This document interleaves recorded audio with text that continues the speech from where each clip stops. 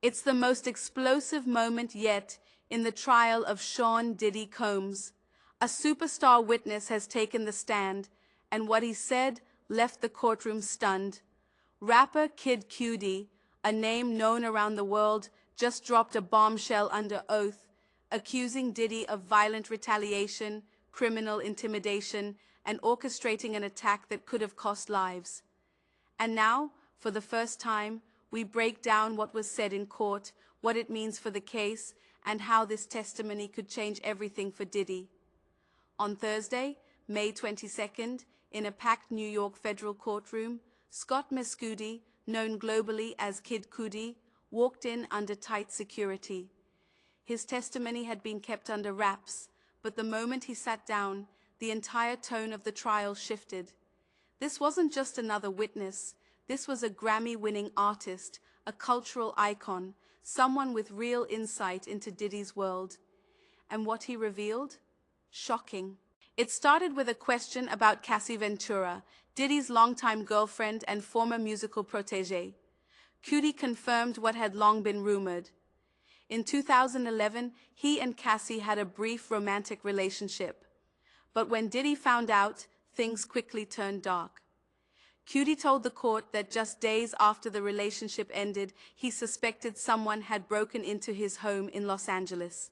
Nothing was stolen, but it felt like a warning. Then, the unimaginable happened. One night, shortly after the break-in, Kid Cudi's Porsche exploded outside his home.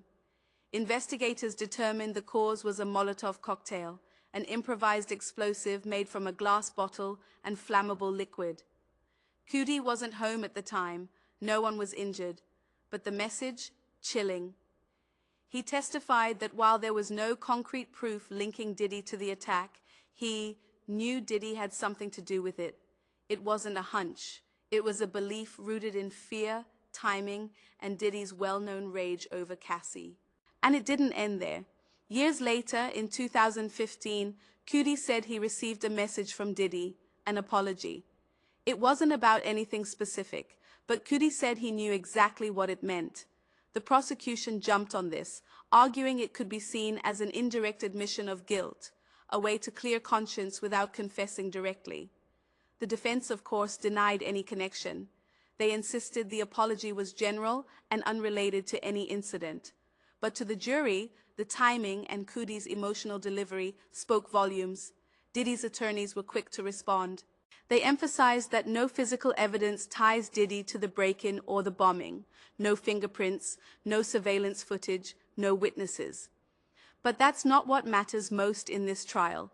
This case is about a pattern of fear, control, and intimidation.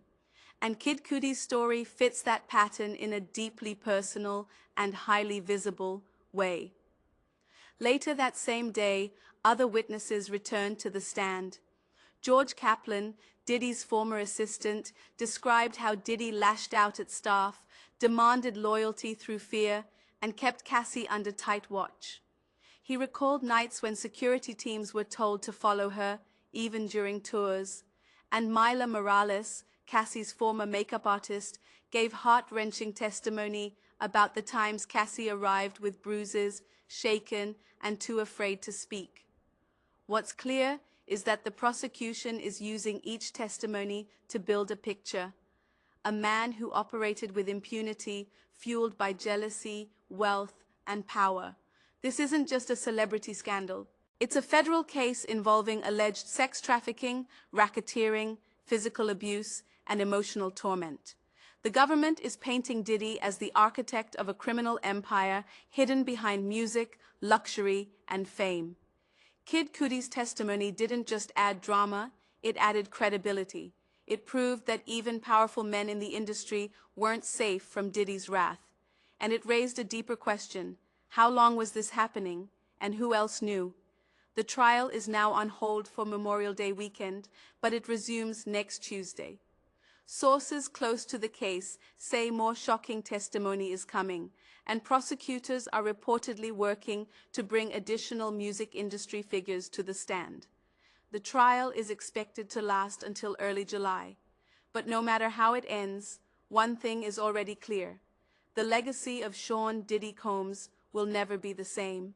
From mogul to defendant, from power to peril, Diddy's trial is rewriting everything we thought we knew about one of hip-hop's biggest names. And as more truths come to light, the real story is only beginning.